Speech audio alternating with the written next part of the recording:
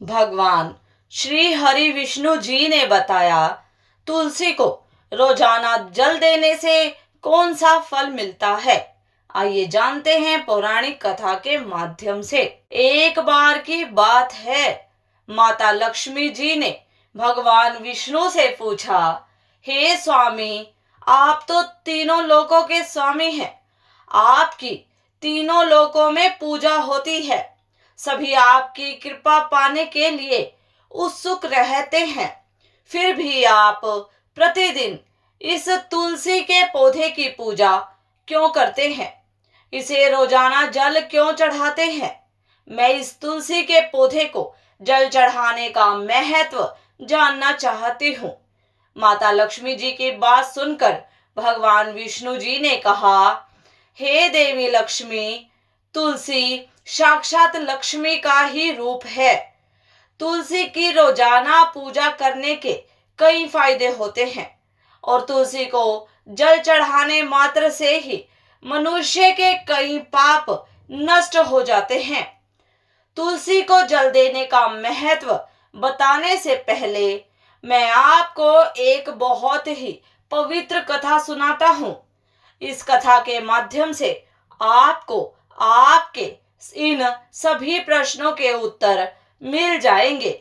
इसीलिए हे देवी लक्ष्मी, आप इस कथा को बड़े ही ध्यान पूर्वक सुनना। भगवान विष्णु जी ने कहा, हे देवी लक्ष्मी, जो भी मनुष्य इस कथा को मात्र ध्यान लगाकर पूरी सुन लेता है, उसे 100 वर्षों तक तुलसी को जल देने का फल प्राप्त होता है। माता लक्ष्मी ने कहा, नाथ, मैं इस कथा को बड़े ही ध्यान से सुनूंगी। आप मुझे वह पवित्र कथा सुनाना प्रारंभ कीजिए। भगवान विष्णु जी ने कहा, हे देवी, बहुत समय पहले की बात है। किसी नगर में एक ब्राह्मण रहता था। उसका जन्म तो ब्राह्मण कुल में हुआ था, लेकिन उसके कर्म नीच प्रवृत्ति के थे। वह ब्राह्मण हमेशा ही झूठ बोलता और गलत तरीके से पैसे कमाता था। उसका मन सदैव बुरे कर्मों में ही लगा रहता था। वह सदैव ही जुआ, वेश्यावृत्ति और चोरी में ही लगा रहता था। उसने अपने जीवन में कभी भी पुण्य के काम नहीं किए और शास्त्रों का अध्ययन नहीं किया। ब्राह्मण होते हुए भी उसने कभी पूजा पाठ नहीं किया। सदैव ही मन उसका दूसरों के धन पर लगा रहता था और वह दिन में जो भी धन कमाता उससे रात्रि में जुआ और वेश्यावृत्ति में उड़ा दिया करता था। इस तरह वह ब्राह्मण अपने जीवन को पाप कर्मों में ही गुजार रहा था। उसने अपने मुख से कभी भगवान का नाम तक भी नहीं लिया और ना ही कभी देवी देवताओं का पूजन किया। इस प्रकार से पाप करते हुए उसे कई वर्ष बीत गए। फिर वह ब्राह्मण कुछ खरीदारी करने के लिए एक नगरी में जा पहुंचता है। उस नगरी के पास में गंगा नदी बहती है और उस नदी में स्नान करने के लिए दूर दूर से लोग आते थे। फिर वह ब्राह्मण गंगा जी के किनारे एक आश्रम में ठहरता है। उस आश्रम में अनेक विद्वान ब्राह्मण प्रतिदिन पुराणों का पाठ तथा भगवान की भक्ति में लीन रहते थे। वह ब्राह्मण भी ढोंग करता हुआ वहीं पर उनके साथ रुक गया और उन ब्राह्मणों के साथ रहकर उसे भी भगवान का नाम लेने का अवसर मिल रहा था। वह उस स्थान पर कुछ दिनों के लिए रुका। फिर वहां पर आए हुए लोगों ने गायों का पूजन करके ब्राह्मणों को भोजन कराया, तो उस ब्राह्मण ने भी उनके साथ बैठकर भोजन किया और भगवान जी का प्रसाद ग्रहण किया। वहीं पर उस आश्रम में एक तुलसी का पौधा था। वह ब्राह्मण जाने अनजाने में उस तुलसी के पौधे में पानी डालता था। उसके मन में कोई विचार नहीं था कि वह क्या कर रहा है। वह प्रतिदिन सुबह उठकर बाल्टी में पानी लेकर तुलसी के पौधे में डालता रहता था। यह उसका रोजाना का नियम ही बन गया था। फिर एक दिन की बात है, वह आश्रम में सोया हुआ था। तभी अचानक उसके पास एक काला सर्प आया और उस काले सर्प ने उसे नींद में ही ढस लिया। और थोड़ी ही देर में उस ब्राह्मण की नींद में ही मृत्यु हो गई। और जब सुबह दूसरे ब्राह्मणों ने उसे इस अवस्था में देखा तो उन्होंने उसके मुख में तुलसी पत्र और तुलसी का जल डाल दिया। फिर उन ब्राह्मणों को पता चला कि उसकी तो मृत्यु हो चुकी है। तब वहां पर यमदूत आते हैं और उस ब्राह्मण को पकड़कर यमलोक ले जाने लगते हैं। रास्ते में जाते हुए वह ब्राह्मण विलाप करने लगा और यमदूतों से कहने लगा, हे यमदूतों, मुझे कहाँ ले जा रहे हो और मेरी मृत्यु किस कारण से हुई है? तब यमदूत कहने लगे, हे ब्राह्मण, तुमने जन्म से लेकर मृत्यु तक बहुत पाप कर्म किए हैं और तुम्हारे पापों के कारण ही तुम्हें एक काले सर्प ने काटा और जिसकी वजह से ही तुम्हारी मृत्यु हुई है।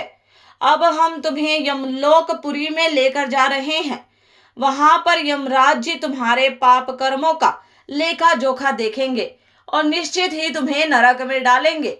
ये सुनते ही फिर से वो ब्राह्मण फूट फूट कर रोने लगा और यमदूतों से माफी मांगने लगा, किंतु यमदूतों को उस पर जरा सी भी दया नहीं आई और वे उसे मारते हुए यमलोक लेकर गए। जब यमदूत उस ब्राह्मण को लेकर यमराज जी के सामने उपस्थित हुए तो यमराज जी के पास बैठे हुए चित्रगुप्त ने उस ब्राह्मण के कर्मों का लेखा जोखा निकाला और यमराज से कहने लगे, हे धर्मराज, इस ब्राह्मण ने तो अपने पूरे जीवन भर पाप ही पाप किए हैं। इसने इसके जीवन में कभी पुण्य का काम नहीं किया है। यह तो घोर पापी है। इसे तो हमेशा के लिए नरक में डाल दिया जाए। फिर यमराज कहते हैं, हे यमदूतों, जीवन भर पाप करने वाले इस ब्राह्मण को उठाकर ले जाओ और इसे नरक में डाल दो। यमराज का आदेश मिलते ही वे यमदूत उस ब्राह्मण को लेकर नरक की तरफ चल दिए और ब्राह्मण को पीटते हुए नरक में ले गए। वहां ले जाकर उसे खोलते हुए तेल की कढ़ाई में डाल दिया, परंतु जैसे ही उस ब्राह्मण को खोलते हुए तेल की कढ़ाई में डाला तो वह तेल एकदम से ठंडा और शीतल हो गया। इस घटना को देखकर उस यमदूत को बड़ा ही आश्चर्य हुआ। ऐसा उसके साथ पहले कभी नहीं हुआ था। उस यमदूत ने कितने ही पापियों को उस तेल की कढ़ाई में डाला था और वे सभी उस तेल में गिरकर झटपटाने लगते थे, लेकिन जैसे ही वह ब्राह्मण गरम तेल की कढ़ाई में गिरा तो वह तेल अचानक से शांत और शीतल हो गया। इस आश्चर्यजनक घटना को देखकर वह यमदूत जल्दी से दौड़ता हुआ यमराज जी के पास पहुंचा। यमदूत को आते देखकर यमराज ने कहा, हे यमदूत, क्या बात है? तुम इतने घबराए हुए क्यों लग रहे हो? फिर वह यमदूत कहता है, हे धर्मराज जी, आपने जिस ब्राह्मण को नरक में डालने के लिए कहा था, मैंने जैसे ही उसे खोलते हुए तेल की कढ़ाई में डाला तो उस भट्टी की अग्नि बुझ गई और वह खोलता हुआ तेल भी बिल्कुल ठंडा हो गया। फिर यमराज कहते हैं, हे यमदूत, यह तो बड़ी ही विचित्र घटना है। ऐसा तो पहले कभी नहीं हुआ था। यमराज विचार कर ही रहे थे कि तभी वहां पर नारद मुनि जी प्रकट होते हैं। नारद मुनि को देखकर यमराज अत्यंत प्रसन्न होते हैं और उन्हें प्रणाम करते हैं। यमराज नारद मुनि जी का स्वागत करते हैं। फिर यमराज नारद मुनि जी से कहते हैं, मुनिवर, आप उचित समय पर आए हैं। हमने आज और अभी एक अत्यंत पापी ब्राह्मण को नरक में गिराया है, किंतु उसके गिरते ही नरक की अग्नि ठंडी पड़ गई और खोलता हुआ तेल भी शीतल हो गया।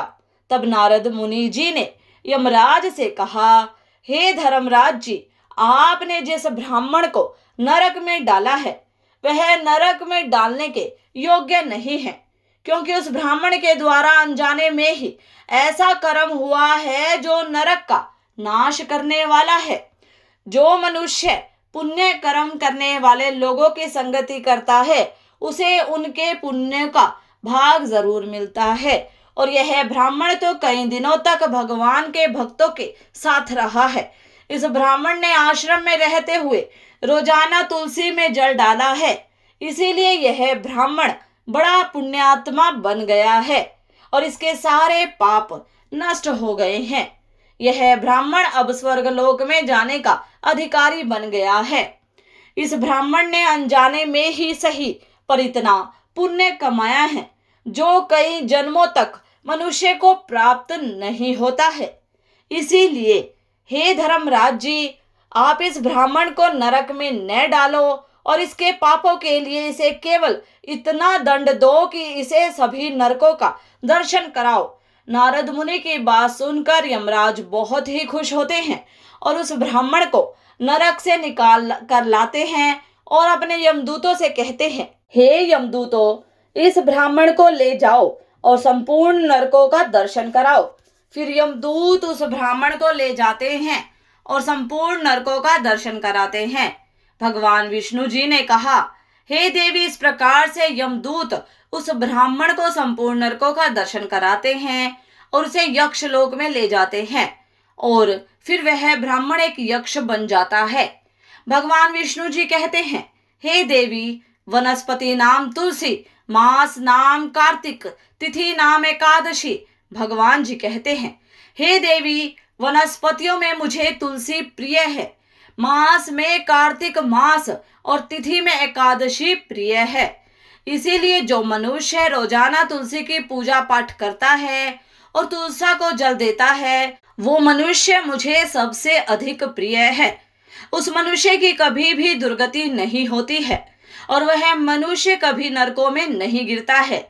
जिन घरों में तुलसी का पौधा सदैव ही हरा भरा रहता है, उस घर में सुख, शांति और समृद्धि बनी रहती है। भगवान विष्णु जी कहते हैं, हे देवी, मेरी पूजा में और मुझे चढ़ाए जाने वाले भोग में तुलसी के पत्र अवश्य होने चाहिए, क्योंकि तुलसी पत्र के बिना मैं किसी भी प्रकार का भोग स्वीकार नहीं करता हूँ। इसलिए प्रत्येक घर में तुलसी का पौधा अवश्य होना चाहिए। अगर आपके घर में तुलसी का पौधा है तो सुख और शांति और समृद्धि के लिए तुलसी को चुनरी अवश्य चढ़ानी चाहिए। और हमेशा ध्यान रखें कि तुलसी का पौधा चुनरी के बिना अधूरा होता है। तुलसी केवल एक पौधा ही नहीं, बल्कि वह एक देवी है, मेरी अर्थात विष्णु जी की पत्नी है। इसीलिए तुलसी को चुनरी अवश्य ही चढ़ानी चाहिए, क्योंकि इससे पति पत्नी में प्रेम और विश्वास बढ़ता है। पति पत्नी का दाम्पत्य जीवन खुशहाल बना रहता है। घर में रहने वाली महिलाएं सदा सुहागन और सौभाग्यशाली रहती हैं। तुलसी का विवाह भी अवश्य कराना चाहिए। इससे मनुष्य के सभी दुखों का अंत होता है और सांसारिक जीवन सुखमय बीतता है। भगवान विष्णु जी कहते हैं, हे देवी, तुलसी के पौधे के पास अपने मुख से अशब्द नहीं बोलने चाहिए। तुलसी के नजदीक भूल से भी जूते, चप्पल अथवा झाड़ू पोछा नहीं रखना चाहिए। इससे महापाप माना गया है। तुलसी के पौधे के पास जल से भरा हुआ बर्तन भी नहीं रखना चाहिए। तुलसी के पौधे के पास दीपक जलाने के बाद दीपक को वहां से हटा देना चाहिए, क्योंकि तुलसी के नीचे बुझा हुआ दीपक रखना अशुभ माना जाता है।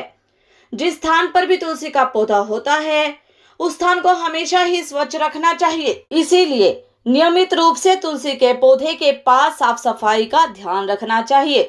तुलसी के पौधे में शिवलिंग और गणेश जी की प्रतिमा रखनी नहीं चाहिए। साथ ही तुलसी के गमले में अन्य किसी प्रकार का पौधा लगाना अशुभ माना गया है। तुलसी के पौधे के पास कपड़े भी नहीं सुखाने चाहिए, अन्यथा कपड़ों का गंदा पानी तुलसी के पौधे पर गिर सकता है। और हमेशा ध्यान रखना चाहिए कि तुलसी के पत्र को नाखून से नहीं तोड़ना चाहिए, इससे तुलसी का अपमान होता है। यदि तुलसी के पत्ते सूख कर गिर जाते हैं तो उन्हें कचरे में नहीं फेंकना चाहिए, क्योंकि वे पत्ते पैरों के नीचे आते हैं, जो अच्छा नहीं होता है। उन पत्तों को आप तुलसी की मिट्टी में ही दबा दे। भगवान विष्णु कहते हैं, हे देवी, रविवार के दिन तुलसी के पत्ते नहीं तोड़ने चाहिए और रविवार को तुलसी को जल भी नहीं चढ़ाना चाहिए। बाकी सभी दिन तुलसी को सुबह स्नान से निवृत्त होकर जल देना चाहिए और शाम के समय एक दीपक जलाना चाहिए। भगवान विष्णु जी कहते हैं, देवी लक्ष्मी, अक्सर महिलाएं स्नान के बाद अपने बाल खुले रखकर ही तुलसी को जल देती हैं, परंतु ऐसा करना गलत होता है। महिलाओं को हमेशा ही अपने बाल बांधकर माथे पर सिंदूर लगाकर ही तुलसी में जल देना चाहिए। इससे तुलसी का आशीर्वाद प्राप्त होता है। घर में तुलसी का पौधा लगाते समय ध्यान रखें कि इसके लिए गंदी मिट्टी का उपयोग नहीं करें। स्वच्छ साफ मिट्टी का ही उपयोग करना चाहिए। इससे तुलसी मां रूठ जाती है और सूखने लगती है। तुलसी का पौधा कभी भी गंदे स्थान पर नहीं लगाना चाहिए, जैसे नाली अथवा बाथरूम के पास। तुलसी के गमले को कभी भी नहीं रखना चाहिए, अन्यथा गंदा पानी तुलसी के पौधे में गिर सकता है, जो बहुत ही अशुभ माना गया है। घर में तुलसी का पौधा कभी सूखना नहीं चाहिए। शास्त्रों में ऐसी मान्यता है कि तुलसी का पौधा सूखा अकाल मृत्यु की सूचना देता है। घर में तुलसी का पौधा सूख जाए तो घर की सुख समृद्धि खत्म हो जाती है। सूखी हुई तुलसा में मां लक्ष्मी का वास नहीं होता है। भगवान विष्णु जी कहते हैं, शास्त्रों के अनुसार मासिक धर्म के दौरान महिलाओं को तुलसी के पौधे में पानी नहीं डालना चाहिए और तुलसी को स्पर्श करना भी वर्जित है। तुलसी को बिना स्नान किए जल नहीं देना चाहिए और पैरों में चप्पल आदि पहनकर भी तुलसी को जल नहीं देना चाहिए।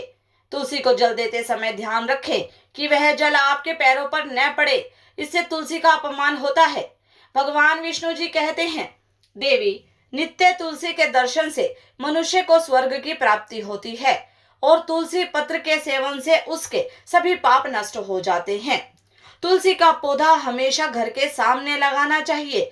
इसे पूर्व अथवा उत्तर दिशा में लगाना सबसे अधिक शुभ होता है। तुलसी के पास मरुस्थलीय पौधे रखना बहुत ही अशुभ माना जाता है। ऐसे पौधे से नकारात्मक ऊर्जा निकलती है। शास्त्रों में कहा गया है कि जिन पौधों से हरी भरी कलियों की उत्पत्ति न हो, उसके स्थान पर कांटे निकलते हों, तो ऐसे पौधे को तुलसी के पास कभी भी नहीं रखना है चाहिए। शास्त्रों में केले के पौधे का विशेष महत्व बताया गया है। अगर तुलसी के पास केले का पौधा लगा देते हैं तो कई गुना अधिक लाभ प्राप्त होते हैं।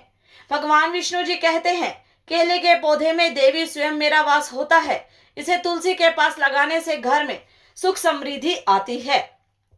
तुलसी के पौधे में शालिग्राम भी अवश्य रखना चाहिए।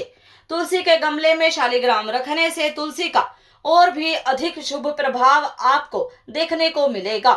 शालिग्राम मेरा ही रूप है। यह काले रंग का पत्थर होता है, जिसे विलक्षण और मूल्यवान माना गया है। इसे अगर तुलसी के गमले में रखेंगे तो आपके घर से संपूर्ण नकारात्मक ऊर्जा नष्ट हो जाएगी। घर में केवल एक ही शालिग्राम की पूजा करनी चाहिए। भगवान विष्णु जी कहते हैं, हे देवी, मेरी मूर्ति से कई गुना ज्यादा उत्तम होता है शालिग्राम की पूजा करना। शालिग्राम को चंदन लगाकर उस पर एक तुलसी पत्र रखना चाहिए। प्रतिदिन शालिग्राम को पंचामृत से स्नान कराना चाहिए। ऐसा करने से मनुष्य के सभी जन्मों के पाप नष्ट होते हैं। शालिग्राम सकारात्मकता और सात्विकता का प्रतीक होता है। इस प्रकार भगवान हरि विष्णु जी ने माता लक्ष्मी जी को तुलसी के पौधे को जल देने का महत्व बताया है और घर में तुलसी का पौधा लगाने के सभी नियम बताए हैं। तो भक्तों, आपको हमारी ये कहानी कैसी लगी, कृपया कमेंट करके जरूर बताएं। वीडियो पसंद आई हो तो वीडियो को लाइक शेयर सब्सक्राइब करें और कमेंट में जय हरि विष्णु अवश्य टाइप करें। और ऐसी ही और धार्मिक कहानियों के लिए जुड़े रहिए हमारे चैनल से। धन्यवाद।